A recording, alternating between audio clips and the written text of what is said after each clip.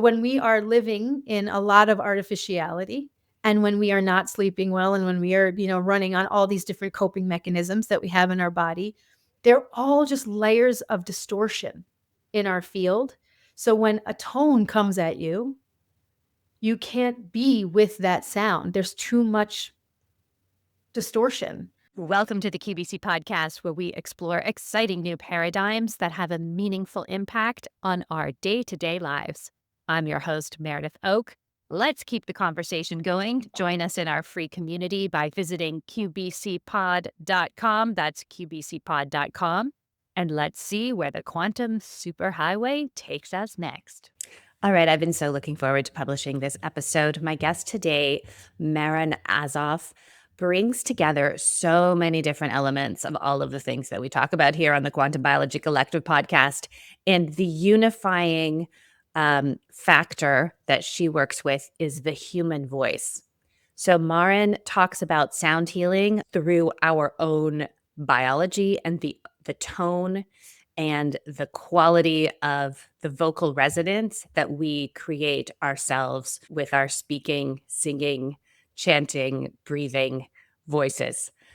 It's really, her work is really incredible. And she sees the voice as very powerful influence on the structured water in our body, which so obviously then on the cells in our body, and then on how our biology speaks to our environment and to the ether by which we are surrounded. So it's just, you're going to really enjoy this. I'm really excited for it. It brings together so many pieces and reminds me of my interview in episode 151 with John Stewart Reed, who is a cymatics expert. And he recently launched an app where you can record your voice and see the cymatic impressions that your voice makes. So all of you quantum creative minds out there, I know you're probably starting to think of really fun experiments that you could do, maybe with the app, recording the cymatics of your voice, maybe studying with Maryn or downloading one of her courses, and then looking, seeing how the somatic impressions of your voice changed from doing the work. I don't know. So many fun things.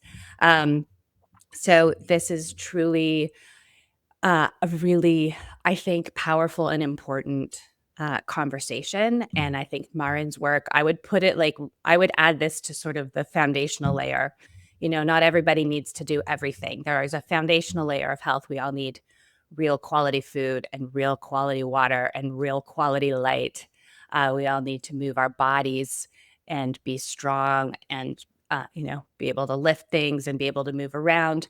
There are some baseline foundational things that we all need to do for our health. And then there are things that we layer on as needed. And now that I've talked to Maryn, I think voice work would go into that foundational piece.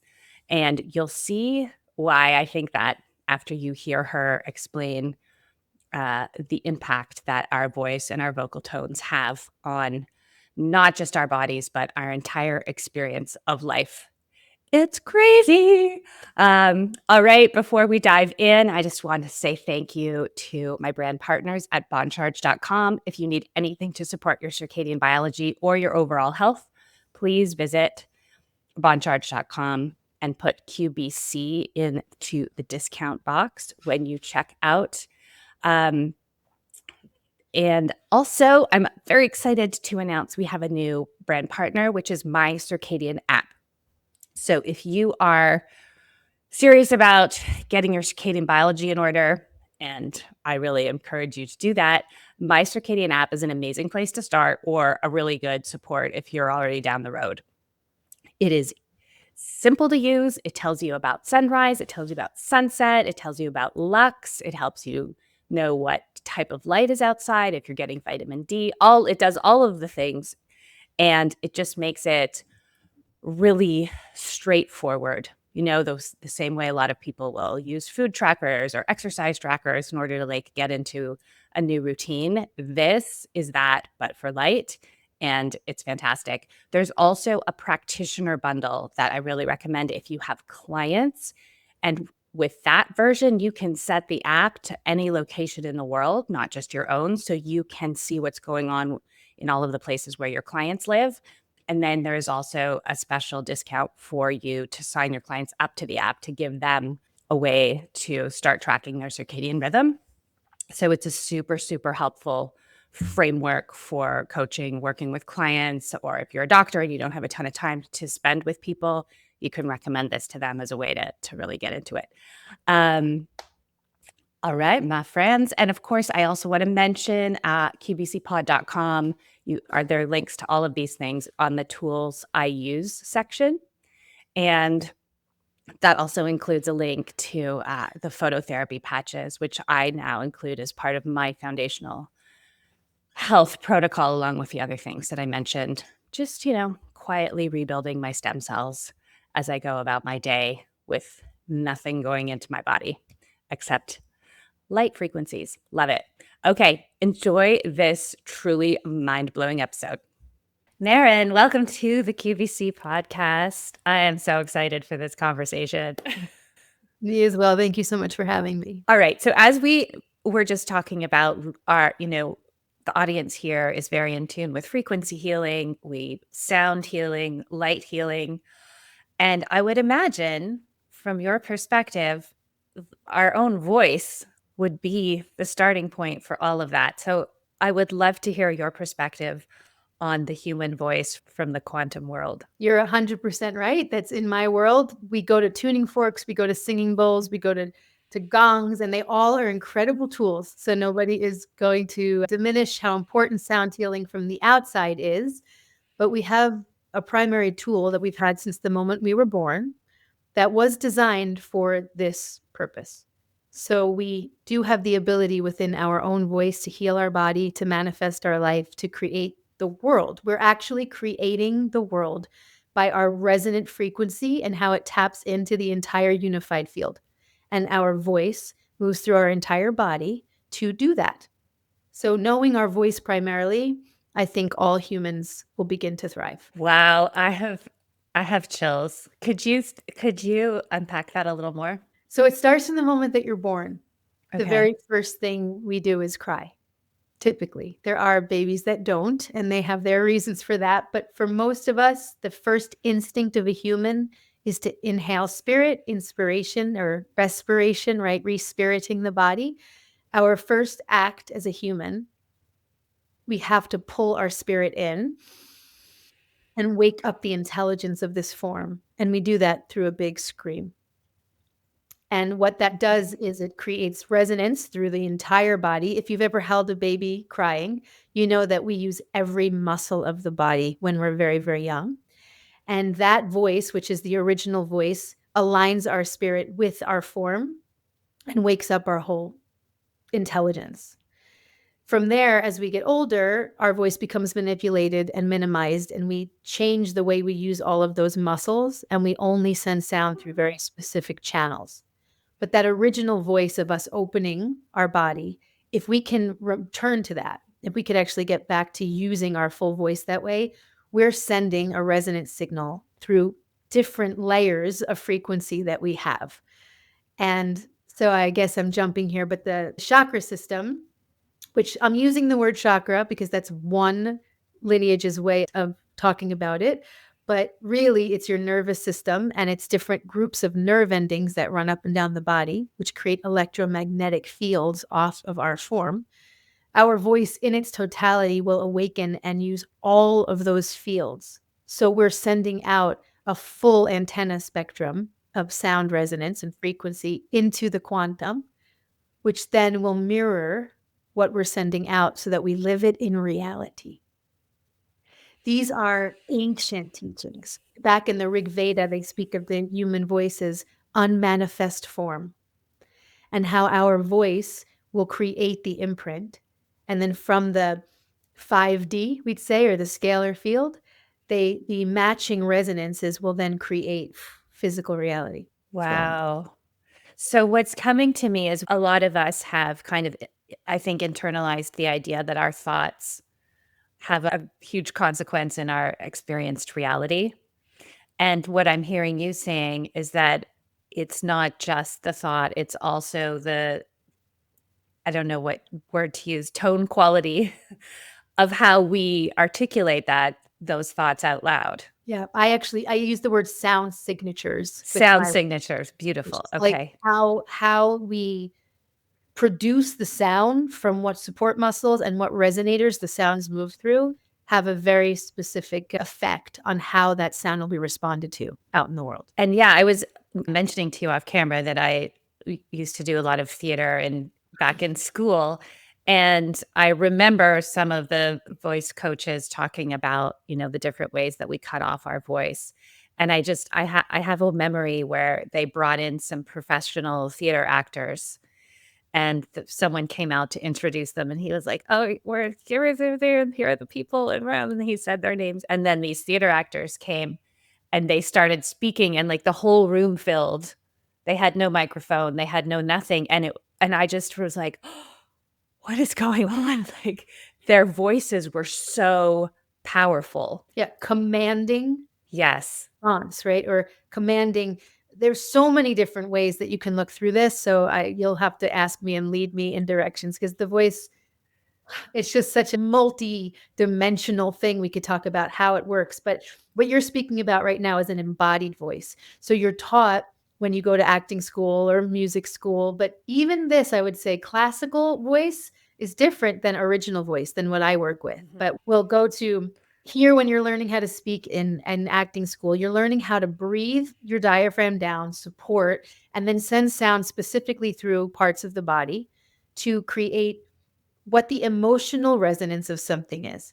Emotions come from deep within. Emotions are something that are inside of us. So when we speak through the whole body and informing the voice of what the emotional quality of what we're saying is, not just the thought and the concept of it, but where does that live in the body and where does that move from?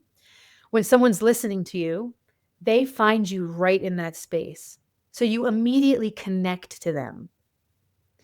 They don't even need to understand your language. The word you're saying wouldn't even matter. They would know, oh, this is heartbreaking. Oh, this is gut-wrenching. Oh, this is passionate, or this is sad, or this is whatever it might be. And it comes from the way we move sound from our body out into the world, which then connects directly in to the receptor that we are. So the human body is a transmitter and a receptor of energy. And how we transmit that frequency is how any other human is going to receive it. So if I come to you from my heart when I speak, your heart immediately becomes coherent with mine. And now we're in a heart-to-heart conversation, right? If I come to you from my head, we're going to be head to head, right? There's Mhm. a lot that happens in this world that goes that way, right? Yes. My gut, from down in my body, I'm going to ground you into your deepest body. And now you're going to sit and you're going to listen. You're going to stay with me because you're going to be in your body because where my voice is.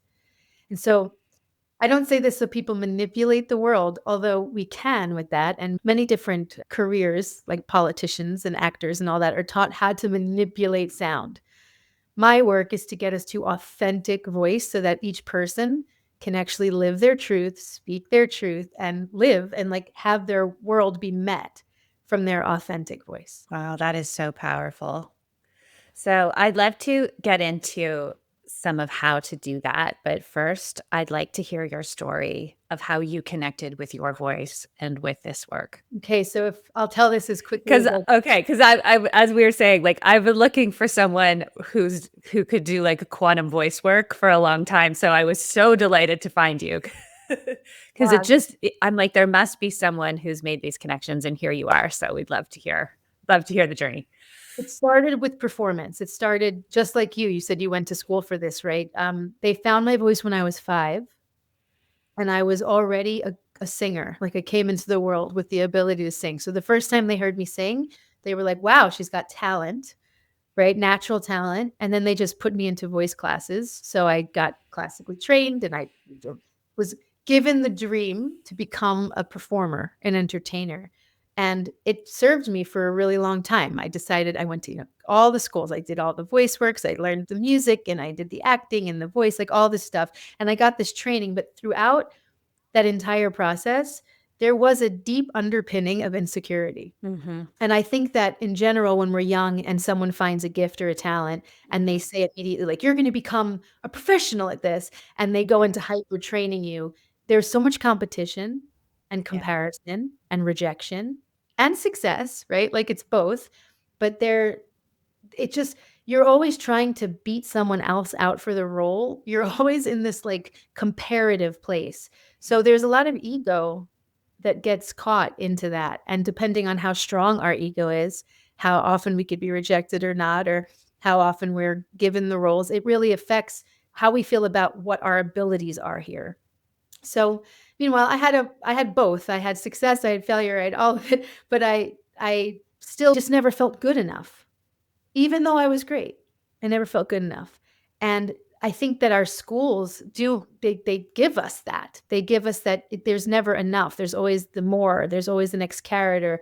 There's always the person who you're trying to compare yourself to and trying to become the best, right? And that just wasn't my world. It didn't work out for my soul and for who Maryn was. It wasn't, there was always a dissonance is what I'd say, right? So the talent was there, but there was always this underpinning, as I said, of insecurity and needing to prove something, or those nerves that people get when they get up to sing or they get up to perform of like, am I going to be good enough? Am I going to mess this up? All that, like that for what I say, it shouldn't be there. There's no, once you actually understand what you are and how this thing works, there's no reason to evaluate it. We just have to live it. For a while that was going on. And then ultimately I was working with this record label when I was 19 years old, and I was in a situation that was very not creative. I was like singing other people's songs and doing this for the sake of being famous. It was really like why anybody would get signed to this particular group. We were like put together to be a harmony group, but we weren't creatively in control. We auditioned to be part of this group.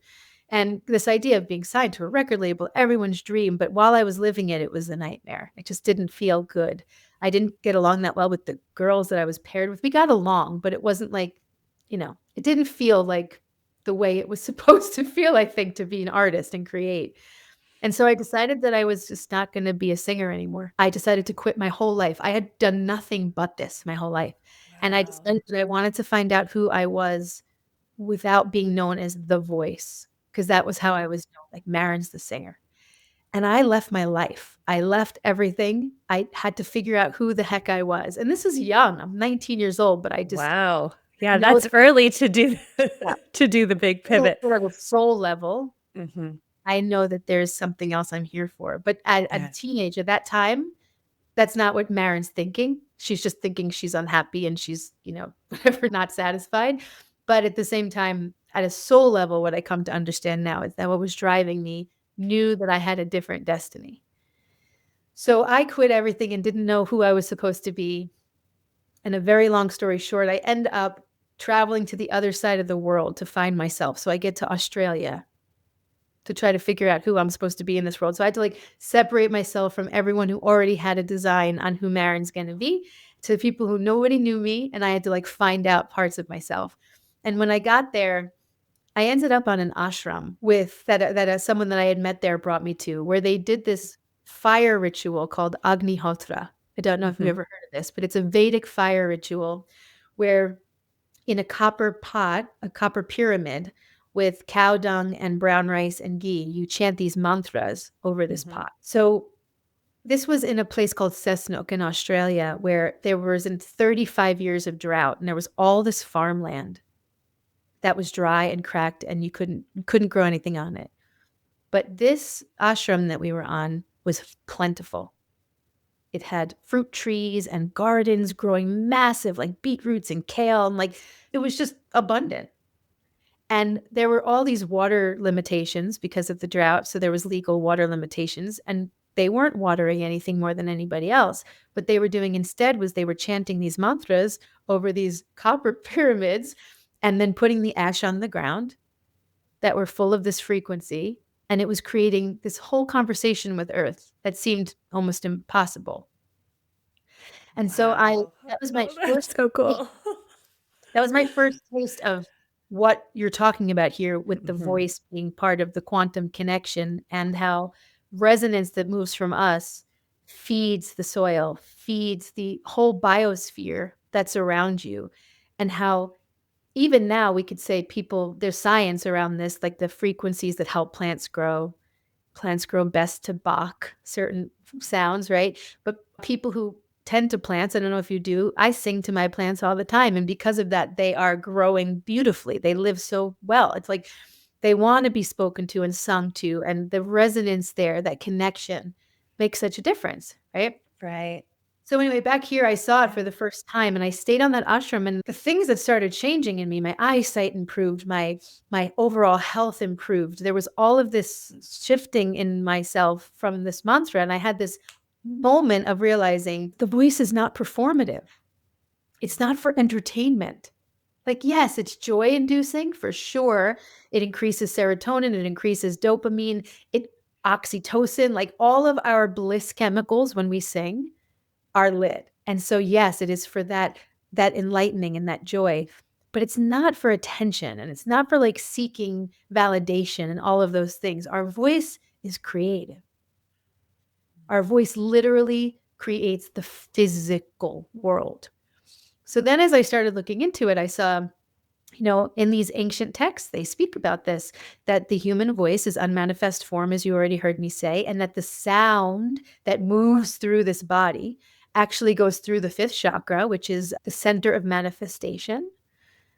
And it moves this resonance through the entire form.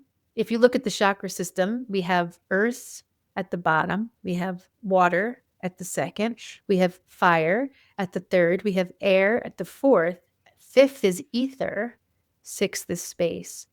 So the ether is the element that we don't get taught in the West. Right. The Well, ether- it's been taught on this podcast, so our audience is all down with the ether. Imagine that your voice is a tool that takes all those other elements, Mm-hmm.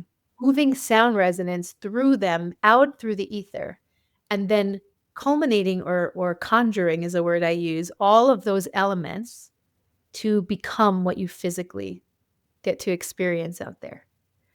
Right. And this is our great life. Could you say that one more time? When you use your totality of your voice, Mm-hmm. you're going to breathe and you're going to root down into the whole body. So sound gets produced through the entire body, which means that you're activating earth, water, fire, air, and that's all moving through the ether.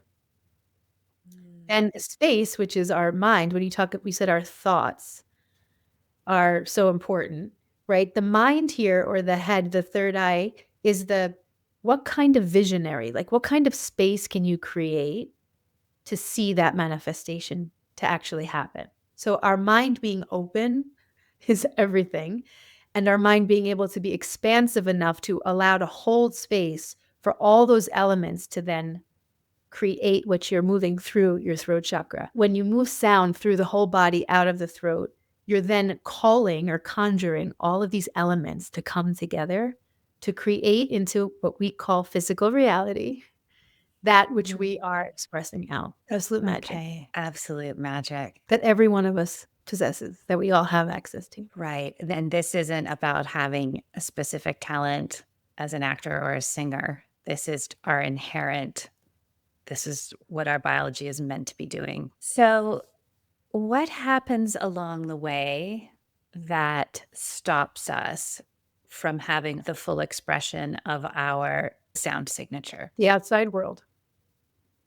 Other people's creations, because we are the creator, but we are first informed by what the others who have come before us have created. We have this false, very false, in my experience, depiction of that our eye. We call this the third eye here at the middle there. And we say that this would be eye one and eye two, our two seeing eyes, and then our third eye is there. But what actually exists is that our first eye is our pineal gland. We are visionaries here to create the world, and our second and third eye get to then witness our creation. But when we're younger, we're being informed by the world that's already been created that we enter. So we look through eye one and eye two and see reality, and then say, okay, how do I think about and restructure and create from the reality that exists? And for a lot of us, that means we're going to limit our potential. So in my work, it's heartbreaking, but the first time most people open their mouth to sing, someone around them tells them that they're not good or to shut up or now like, sure, you obviously you can't sing or whatever it might be. And I've heard story after story about this. But even if we go without singing, before that, a one big yell that your parents say no in any kind of a harsh way creates a nervous system response from something that's naturally moving from us to and tightens that muscle or tightens that up. The next time we go to express ourselves, we're going to have to move through something that contracted. So we're going to have to really push through. And the more and more and more that happens, the more and more contracted we become. So yes, the vocal cords work, even with very little muscle support. Our breath can move into our lung and we can make some sound through the vocal cord, but we lose the capacity to breathe down all the way to our body and support from the root all the way up. So what you get then, if we're looking at that system of elements, is we're not accessing earth, which is Shakti that creates physical reality. We're not accessing water, which is the ability to move our emotions, energy in motions, right? And emotion moves particles. So if we aren't moving our emotions, we're not moving as much particle as we could be moving to create some shift in our life. And then we're not firing that out into the world to catalyze it into creation. Instead, what we get is some air, which is enough to just support some vibrational sound here, and a thought process, which is very limited, right? Because we're not actually in this body activating the full intelligence of what we are. So we're limited to what we can create. We can still think and dream and all of that, but we can't manifest it because you can't manifest life without that earth and that water and that fire. That's how physical world exists, right? We've got the soil, we've got the water, and we've got the sun that activate all the physical life that we get to live. And then we get our dream that we get to make physical. But we get condensed and we get stifled and we get corseted is the word I actually use. Like we get tight to living these dreams. Like we still have these ideas, but we don't have the embodiment energy to actually create that into physical form. This makes so much sense. So, what do you see when you support people to access their full sound signature? Like, it's not, oh, I need to learn some breathing techniques because sometimes when I'm doing a podcast, my voice tightens, right? But that's just a very, what you're saying, like a very surface level. You're talking about accessing something much deeper. And so I would imagine people's lives transform way beyond just how their voice sounds. Vocal transformation. That's the name of it.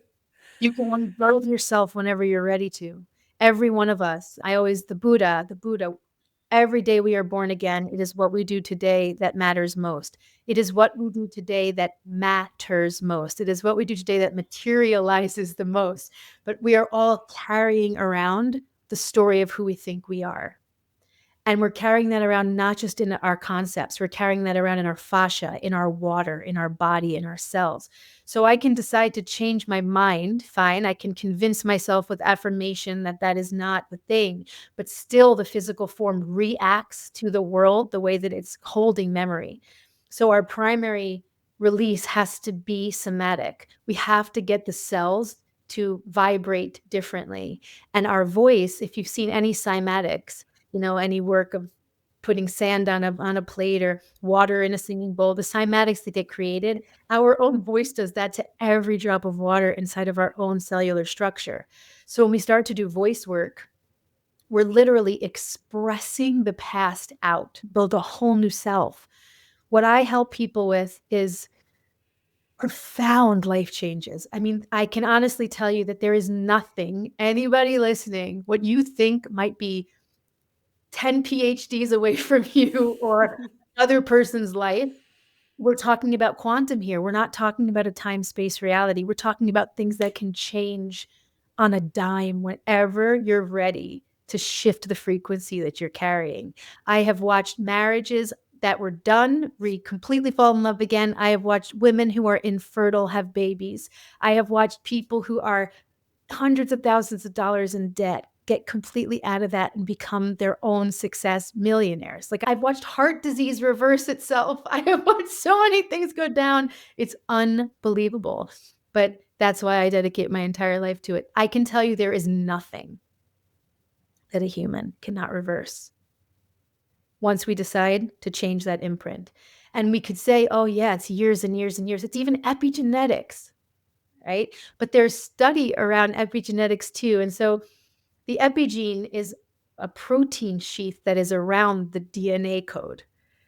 And it's literally depicting what part of our DNA expresses and doesn't express. And cortisol and adrenaline and all those stress hormones create that epigene to activate those parts of us.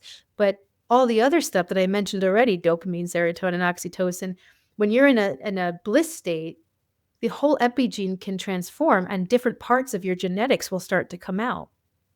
So when I look at the human DNA, the epigene is 0.01% of our DNA makeup. Every single human has access to 99.99% of DNA that is not the way ours is currently expressing.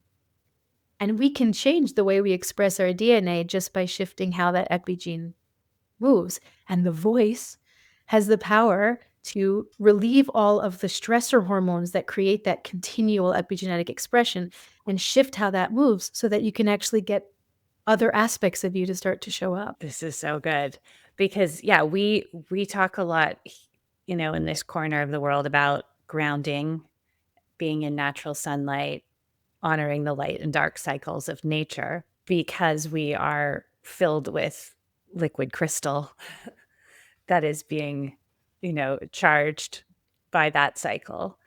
And we really understand, yeah, that we've been imprinted and we're holding on to whatever past traumas or belief systems that have come our way dealing with material reality. And so, what I'm hearing you say is that the voice is like the unlock for all of that. And we just have it here, sitting here, right inside of us. And we were shushed. I mean, we were pacified. We were told in this world, we are told not to express ourselves authentically because when we're very, very young, it looks like temper tantrums.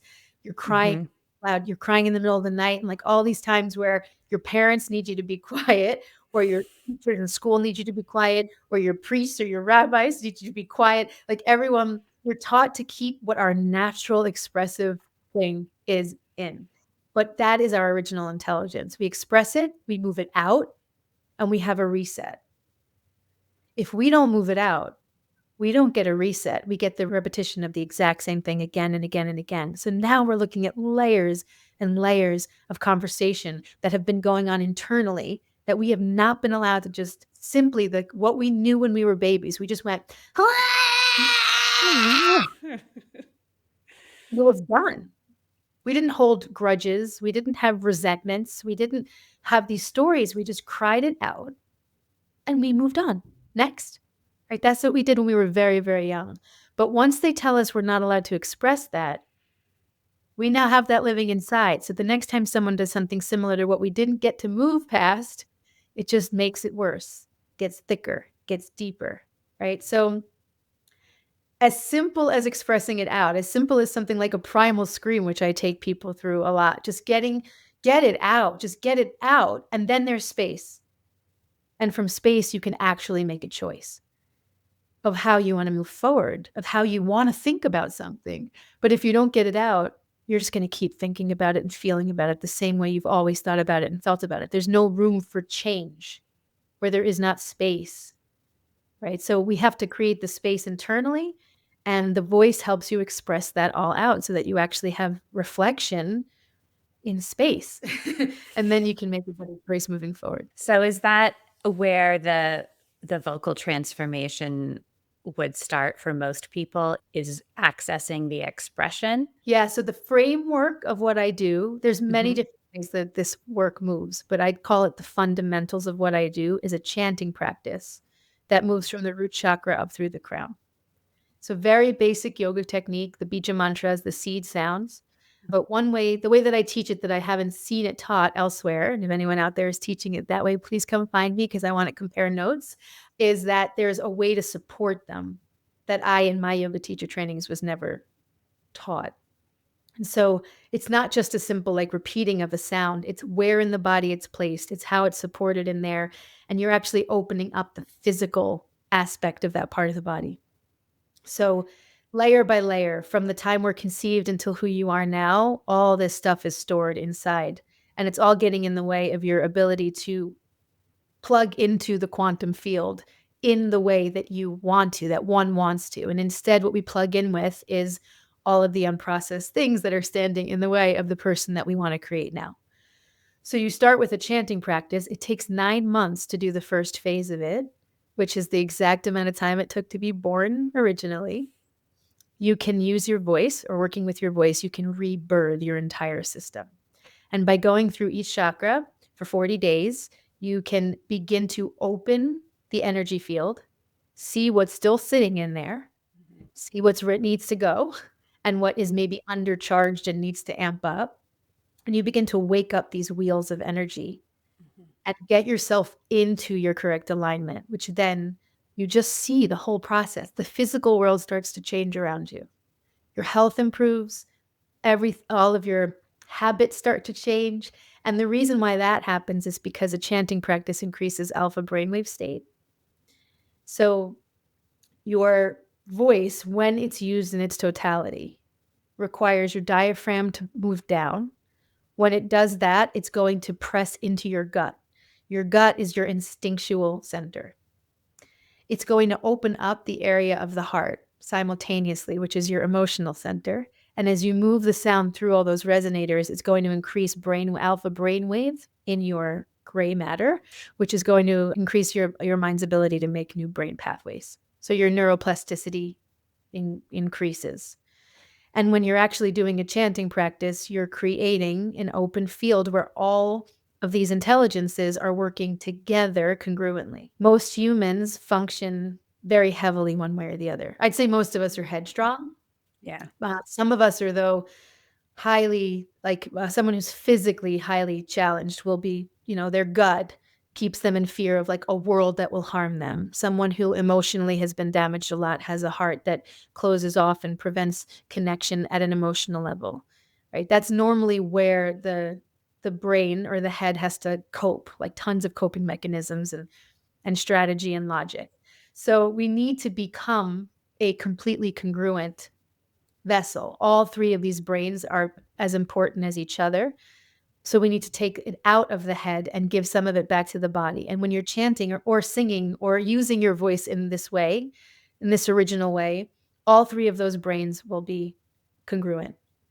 So you get to reset the system. You get everything to come back into your highest levels of intelligence. It's funny. My voice feels better talking to you than it normally does. Usually I can, like, the more I talk, it starts to get tired and close up. And now I'm like, oh, so I'm picking up your vibes, Maryn. So it sounds like the voice is clearing the field. So my question was about the way you were describing our own voices' impact on our body. It sounded like a sound healing, but also almost as though the voice was massaging or even rearranging our internal structure in some ways. Yes. There's a couple of reasons. It has to do with the way the muscles work. The average human is sucking everything in all the time. We're so used to like holding in our stomachs, holding like look good, and to also just learning how to hold back what's really in there has created this wall and this kind of corseting, as I said before. So when you do this voice work, you're actually working muscles in a very different way. You're opening what we've become so tight around. So your organs get more room to move. Your breath changes as that diaphragm drops so that your whole system is detoxifying itself. It's incredible. Most people don't breathe correctly. We walk around breathing in a coping breath. We do not breathe the way we were designed to breathe. So when we do voice work, it retrains the breath.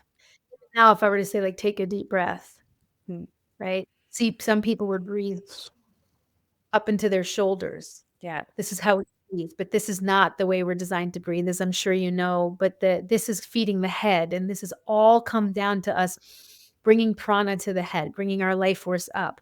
We're designed to breathe diaphragm down, and the belly comes out, and the waist comes out, and the low back even expands, and the root of the body drops to the earth. Our breath, every time we breathe, is a way that our soul and our spirit takes our body and claims it. And when we breathe that way, our whole nervous system goes into parasympathetic.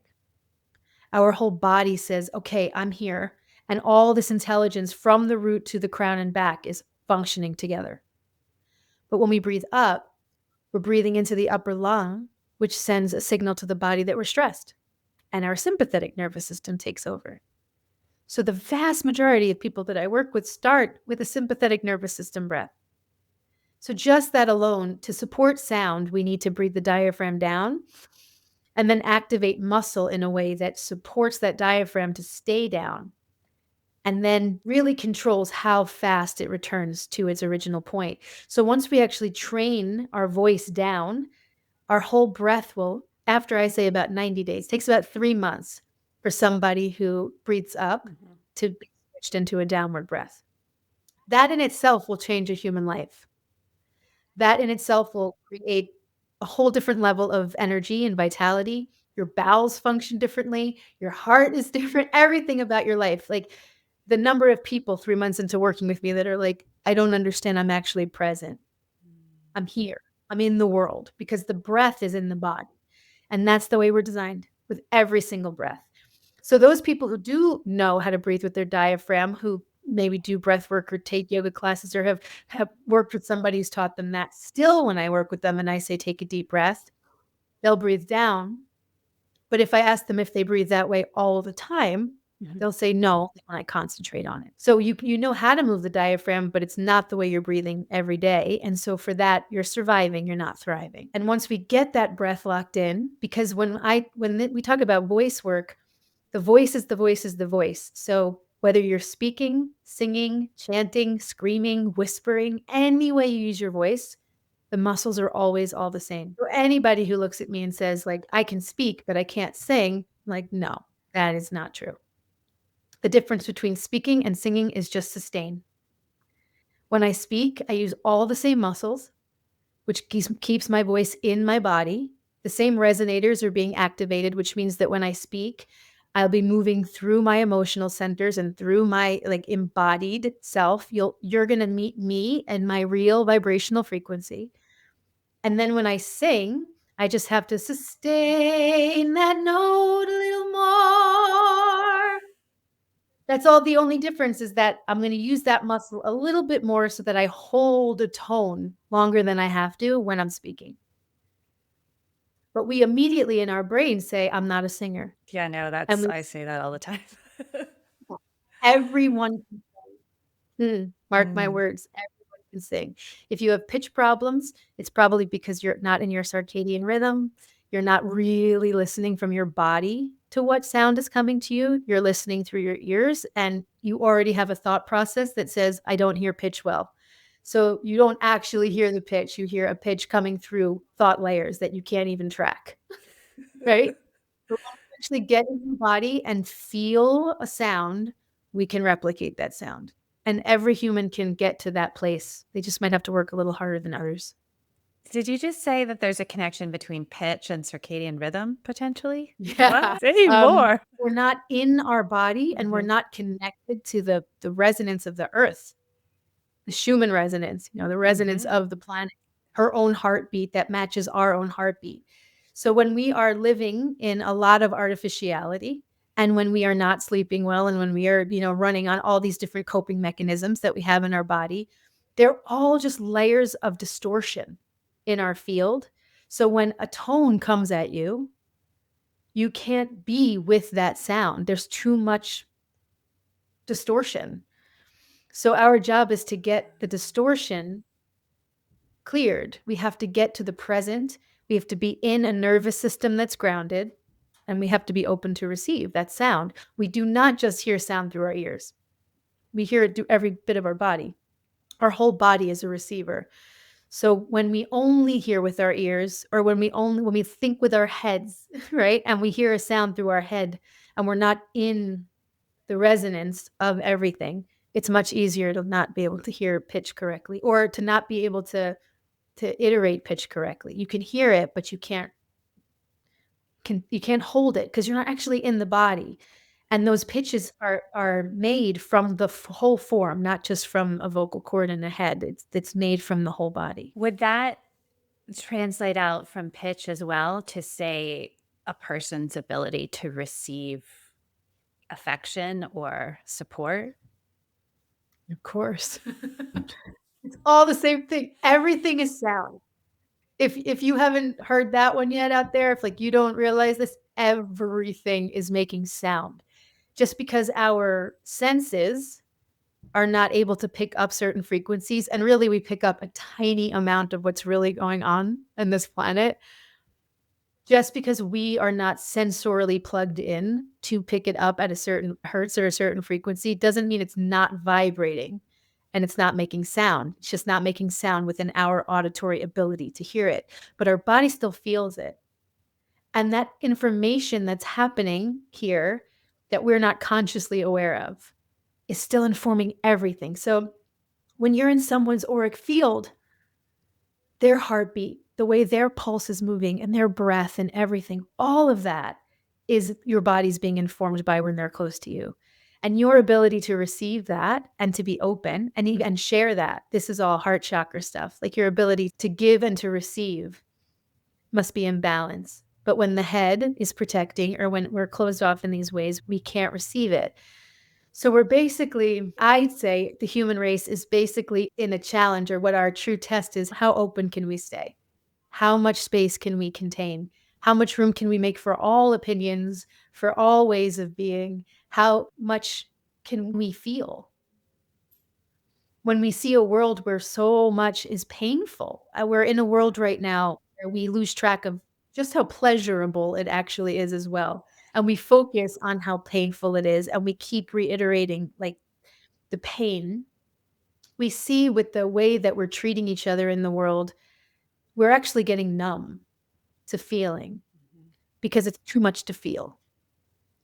But the greatest of art is made by those who can feel it all. And so our great test, I think, is to not close down, is to keep sharing who we are and to allow others to be received and shared who they are. And when we can open up that conversation, we realize that we don't have to hold all the pain of the world. It's not our job. The pain of the world moves through us. It moves out of us. It comes in, it goes out. And so does all the joy and all the pleasure and all the beauty. It's not only pain here, it's everything. But we don't want to feel the bad stuff, what we call the bad stuff.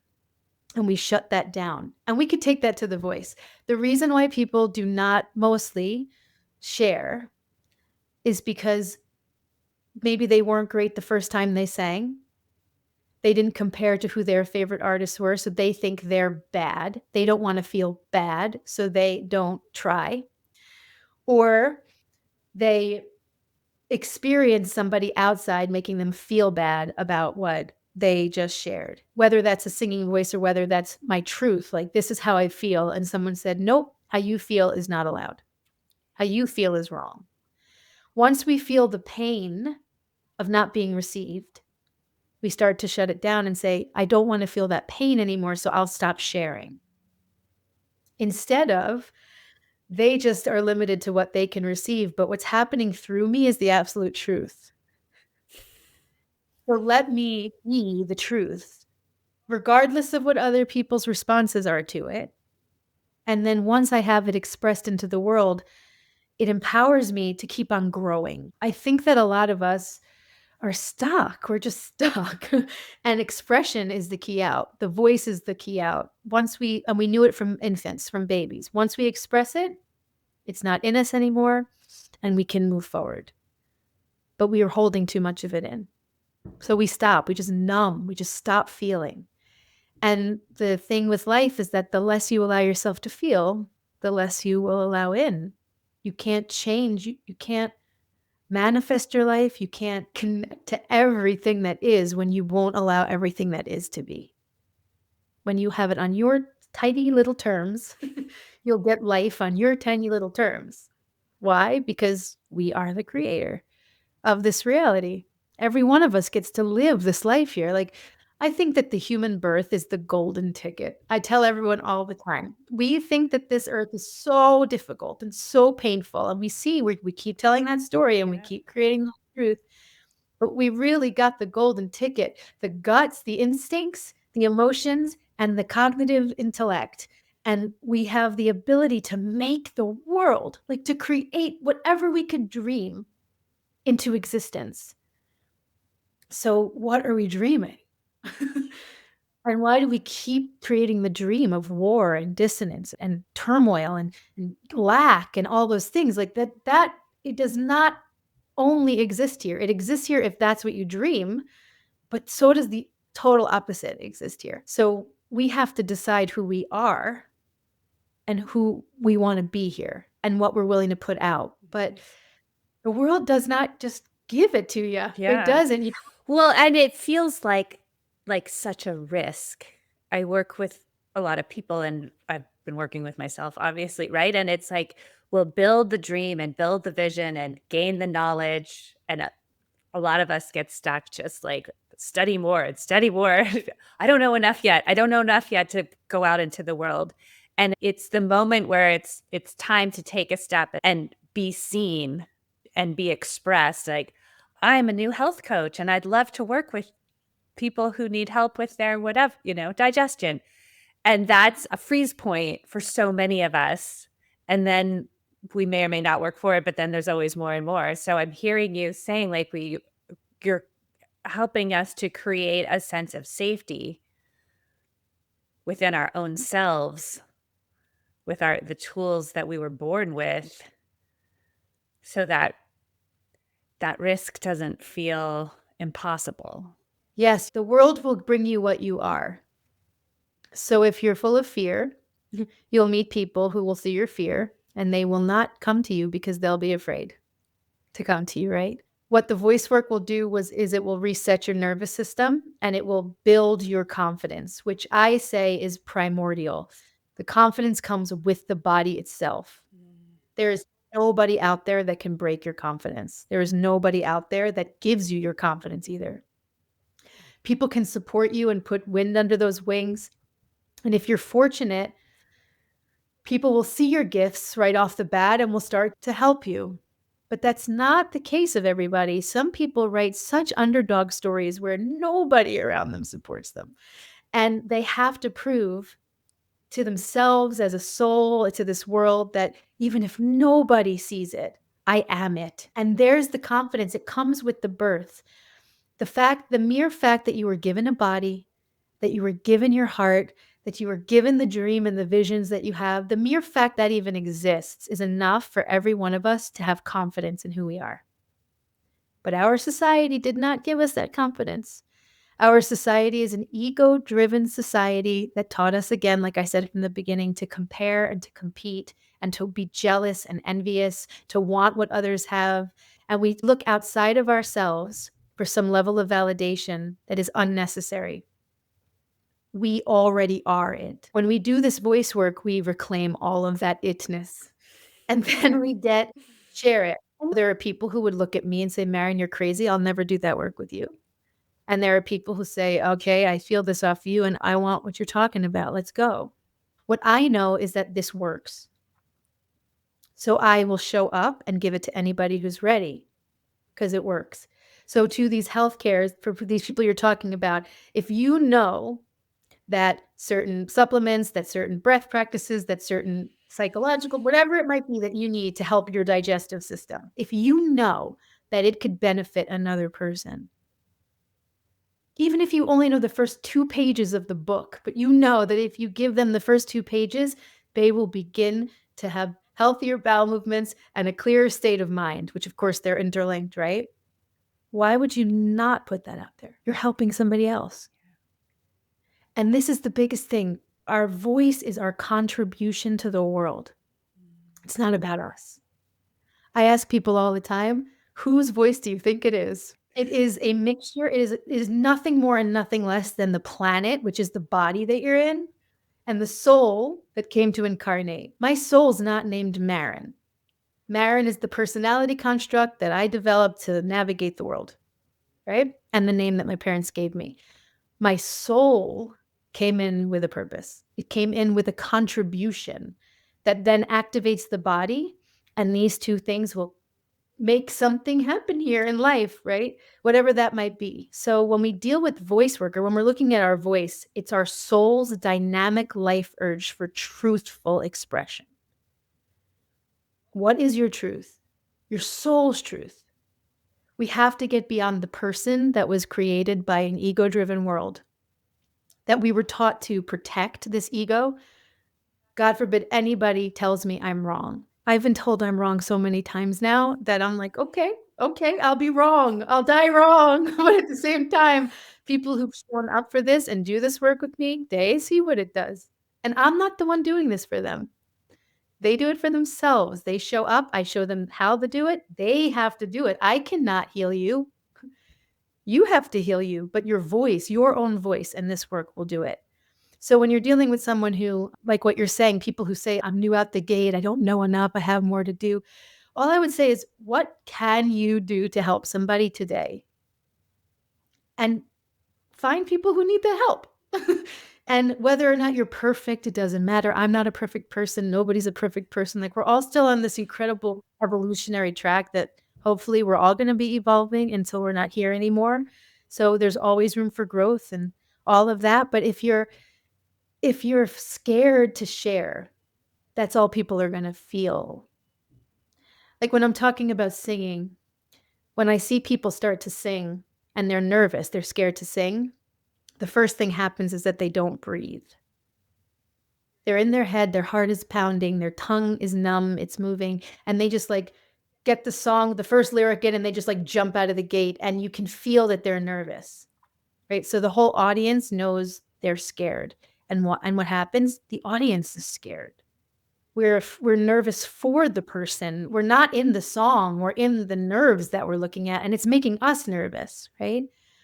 So our number one responsibility is to what we are, become the song. I always tell anybody who's listening who sings, that 3-count breath at the beginning of a song is everything.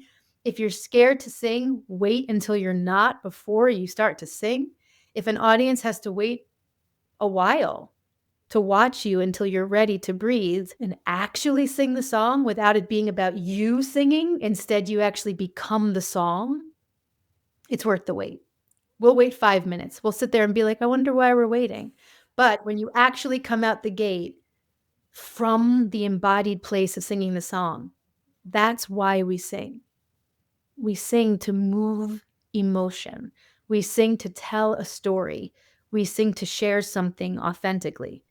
But when there's too much I in the way of all of that, that's what you get. You get I. You get even some of the greatest artists that we know. They're just doing vocal gymnastics. They're not really making you feel anything. They're just showing you how great they are, right? But what about like becoming the song? That's where true art is born. That's why we share. We're not the singer, we're the song. So back to life, let's take it out of that music. You're not the person who's teaching someone how to get a healthy body, how to get a healthy gastrointestinal system, right? You are the message itself. You are the teaching itself of like, here, you need help. This is how you get your help. I'm here to share with you the information. I'm not here to share with you me. And the faster we can get to that, I think just the more clients are going to get. Whether or not she becomes successful, this is about how can she actually serve the world, or he serve the world. Mm-hmm. And the more we can align ourselves with that, the easier it is to share what's going on. All of these choices that we make are really just spiritual growth exercises. It feels like, oh, I have to, learn how to record something and put it on the internet. It's a spiritual growth exercise. And you are giving us a profoundly overlooked tool. So do you want to feel very quickly, and not sure how Yeah. much time we have, to feel really quickly what it like differently? Yeah.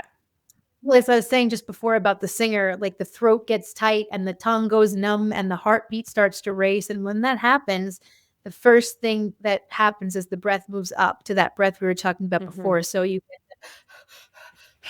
up Yeah. here, start losing lyrics. You start like your head's just got you, right? So Yeah, the and I key, like feel my throat tighten, especially right? if I have to if I'm like giving a presentation. It's like the first 10 minutes is like fun, and then the longer I talk, it's like, and I get like, oh, there it goes. I don't know why, but I'm not breathing. Okay.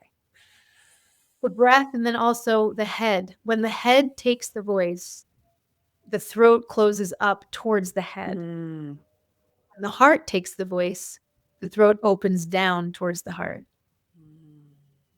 So we always want the voice to move through the heart, Yes. which is the largest resonator. Our sound mostly comes from down in here and moves through here up to the head so we get to those higher notes of our range. So we want the impetus of our voice or the way it moves to be a downward breath and a downward support to let sound come through the chest. So let's just take our hands on the waist. Okay. And take a breath into the waist. So feel your breath come down and the waist go wide. And the strength there. Can you feel that strength? Yeah. Okay, let's exhale that. Do it again. And I want you to feel what's happening as you do that with your whole throat area and your whole upper chest. So breathe into the waist and see if you could feel the expansion. So the chest feels like it expands, but the sides of the throat also get wider. Can you feel that? Yeah. Okay, so let's do that one more time. Breathe in and fill that up. Feel that width, and now suck your stomach in and feel what happens instead. It all closes down, right? Yeah. Yeah. It's Everything all tightening. So the exact replica of what happens here at the bottom of the body is what's happening at the top.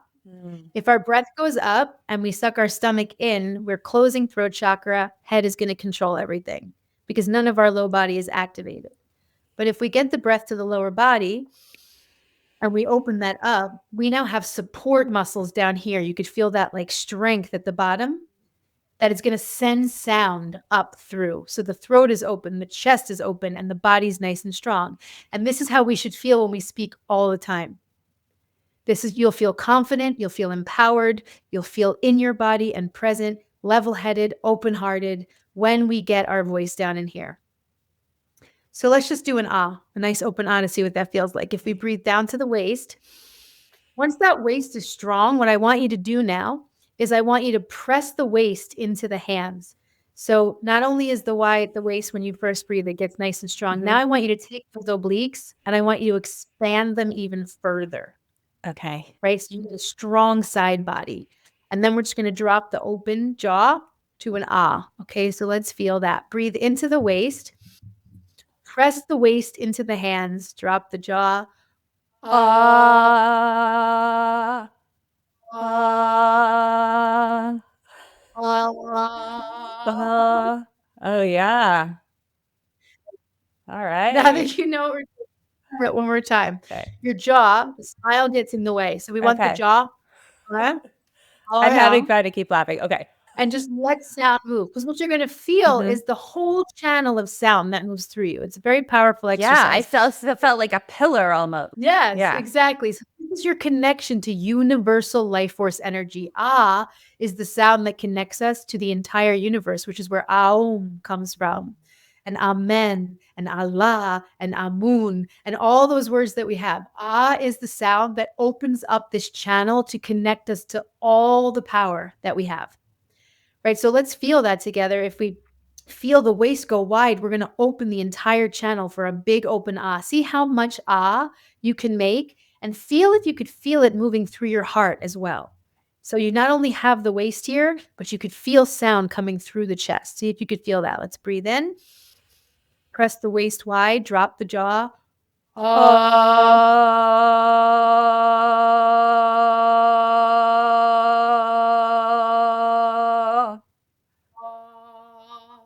Oh, wow. You feel that? Yeah. So It there's took your me a two few tries, but that last one, I think I integrated your instructions and I really felt it. You feel the waist strong, you feel Yeah. the heart boom, boom, boom, boom. And now the throat is open and you have all of this sound. This sound is the bedrock of the voice in all the ways we use it. So when I speak, I feel that pillar. My words, I choose my words from my mind of what I want to share, but it moves sound through my emotional center as well, right? So my voice is now encompassing every part of my being. And when I speak, my words are wrapping around that open pillar of sound. Nothing is collapsed in here and just kind of small and tight and sort of kind of doing its thing, right? Everything is supported in this open channel. And now I speak, and you can hear how much sound resonance is there. I'm conducting more energy. And this way, my voice is way more impactful. As I send it out into the world, those particles are going to be moving way faster than they are if I just kind of ask for what I want in this kind of, can I have that? Is it okay for me to be who I am? I really would love if we would do, right? Instead, it's here I am, world, moving sound resonance out into the quantum field, moving earth, fire, water, air, space, ether out into the world. Watch how fast you start to manifest things. Watch how fast your clients sign up with you. Watch how fast the love of your life enters your world. Watch how fast that money that you need to get into the bank gets into the bank, just all of it, whatever it might be. Watch how fast that brilliant idea that you think that you can't come up with, because you open the channel of universal consciousness and it all starts to move through you. Incredible. Yeah. And I mean, just doing those few rounds with you, I'm in a completely different place. I can feel like there's tingles. All the tingles are happening. Meredith, this is such amazing work. I love it so much. As I said at the beginning, when I found you and your website, I was like, oh my goodness. I've been looking and searching. So please let us know how we can find you. I know there will be people who would love, after hearing this, love to come to a retreat or work with you in some way. How does that happen? Beautiful. So my Instagram is vocal_transformation. Okay. My website is vocaltransformation.com. And I have retreats all over the world throughout the year. I'm in upstate New York. I hold some in New York, but mostly traveling. I have online courses. I have one-on-one coaching for the truly dedicated student who feels like they need the one-on-one teacher. And I also do a 9-month cohort every year where I take people through the entire chanting practice in a group. And we go through this whole rebirth together. So there's so many ways to plug into this. Amazing. When is your next cohort happening? They start in September. In September. So I just started this one. All So right. next year in September. So next September for the live cohort. Vocaltransformation.com to find a retreat coming up near you. Recorded work and one-on-one options. Yes. Amazing. And you mentioned you are in an upcoming documentary. What was that called? It's called She Healed. It's a biohacking documentary. They just released one called Biohack Yourself, Lally Production. And they're putting this one out this year about women's health and how biohacking isn't really a female-led industry, but this is around women's health. And it's lots of different biohacking tools. It felt really good to bring something that is this deep. Yeah, because we're way beyond biohacking with all of this. To reduce this quantum world to biohacking is, it's a little reductive, but helpful in many ways. But yes, I mean, this is deeply profound work. And I think we all are certain sort of fundamentals, I think, to health. And I would now include doing voice, connecting to our voice and our sound signature as a fundamental healing tool. So thank you for following your dreams, for opening this space. It's so funny. You're the third woman I've interviewed in a week who has a story of walking away from traditional media to just because she was like, no. And the opportunity was right there. And you all kept walking to find your true path. So thank you for doing that. It's world changing. Whatever forces that be that were just like, no, Maryn, in this lifetime, you're not going to sell your soul to industry. Yeah. We'll keep going. And I just I'll say one last thing if I can. Sure, yeah, please. My whole entire life is to see the awakening of what it is we are. And our conversation today was so much about how who we think we are gets in the way Mm. of all of what we are. And when we do this voice work, we become the tuning fork for the entirety of this realm, not just for humans, for the animals, for the trees, for the plants, for the waters. Like what we are capable of moving energetically through our system can be of such great benefit to this planet. So I chose not to go to industry standards of how like man decides the business of life needs to look. And I chose to instead work for the powers that be, which is truly this incredible planet that we're lucky enough to be born into and like to be a part of in these bodies.